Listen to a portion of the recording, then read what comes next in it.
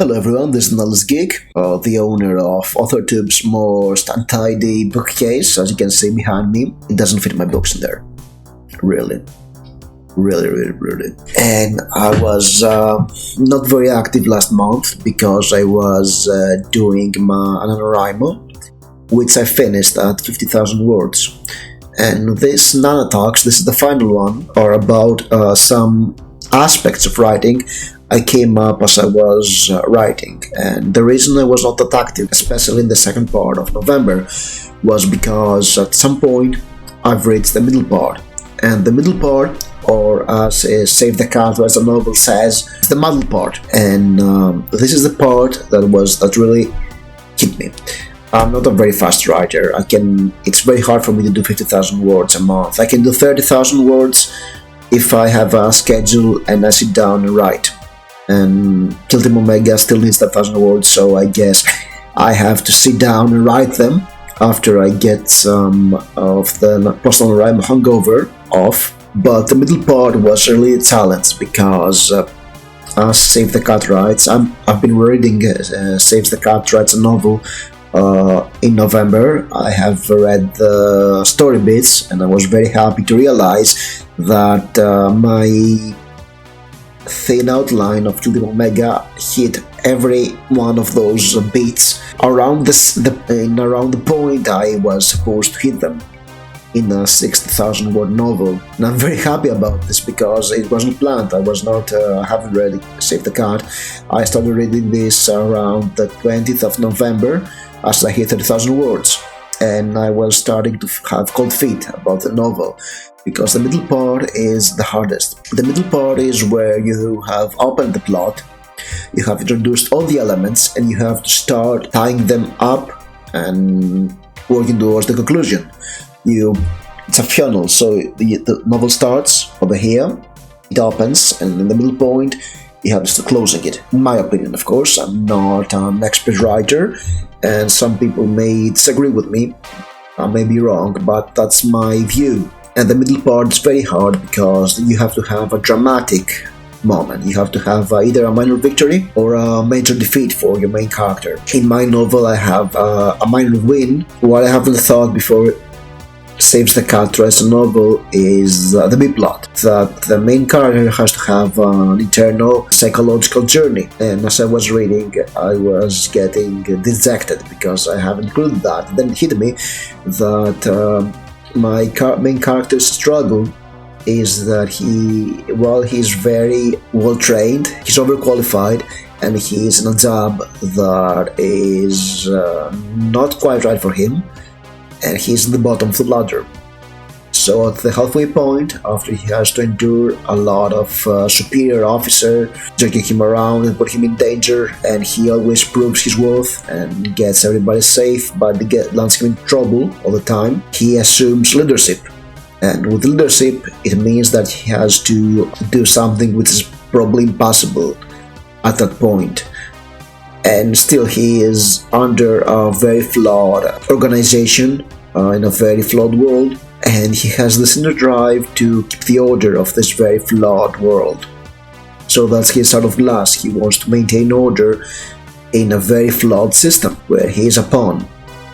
And he accepts this, he realizes that, and he fights to do the best as a good soldier, or police officer, because he's a police officer, not a soldier, but doesn't make much difference the way his futuristic police enforcement unit works. It's more like an army, and he's in a battlefield. I can resonate with that because I have been in jobs I don't want to be. I have been in cases where I had leadership that was clearly out of the league, and I have been in some cases where I had to lead people to do some tasks that were not always up to, or were not well organized or something. I draw something out of me, really, so I can get how Josie, the main character, feels and acts. But still, I was feeling very weird writing the middle part, because then I had to make sure that whatever comes up later on has to be foreshadowed earlier. I kept coming up with stuff I hadn't thought about that I may have to go back and add them and when you're doing an rhyme, you never go back. You just go straight forward and hope for the best. Maybe you can leave a note that say, oh, I have to include that, have to include that, have to include that. I'll do that in the rewrites, I guess, in the edits and rewrites, or maybe I should have somebody, a very unfortunate soul, an alpha reader, to read what I have turned out on the page and tell me what they don't understand, what I should add, what I should remove to save some time on the editing. I don't know. What do you suggest? Should I go for an alpha reader or do the job myself, have beta readers and then edit and rewrite?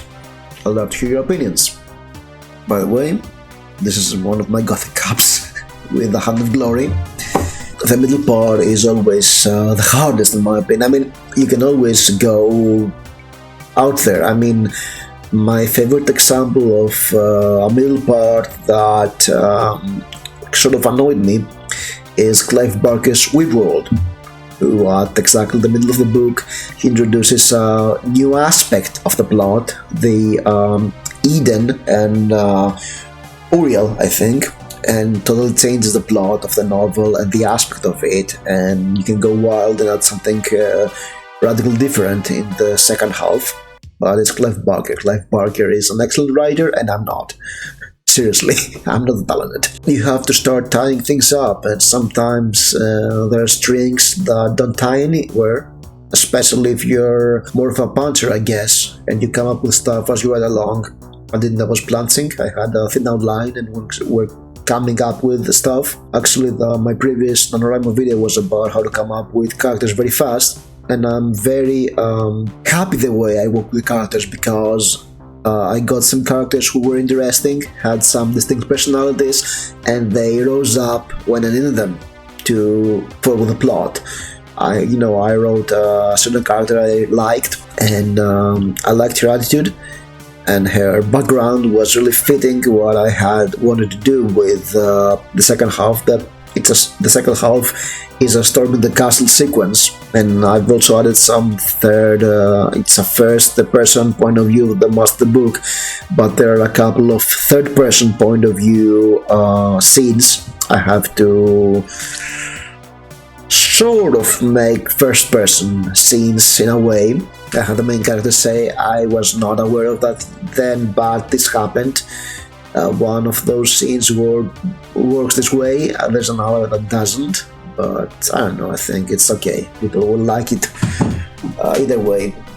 It's stuff authors worry about, but readers just gobbled up. Yes, that's the challenge of the middle part. I don't know if it's just me that I have a problem with the middle part, where I have to tie things up and stop exploring stuff and start to exploit what I have explored before and use the various elements I've put before to work together and come up with ways that are interesting to do that, or it's easy for you to do the second half and wrap things up. I don't know, I want to hear your opinions, but I think that the middle part is where you get cold feet, because you finished with the first half and every mistake you've made comes back to haunt you at this point and on. And you're starting to get cold feet because you're not sure the plot works, especially the B-plot.